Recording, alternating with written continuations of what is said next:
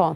Në ndërkohë, nështë një pyetje shumë e çuditshme, por zakonisht festa e Bajramit është festë shumë e ngrohtë familjare dhe të bashkon me tot. Dikush që e gjen veten në dy shtëpi janë vajzat e martuara. A duhet të familjarët e burrit, atë familjarët e vetë. Të dyja. Qysh me organizu? Patjetër kjo është një problem në veti, po prindët ku i ka vajza nuk harrohen, në veçanti ditën e Bajramit.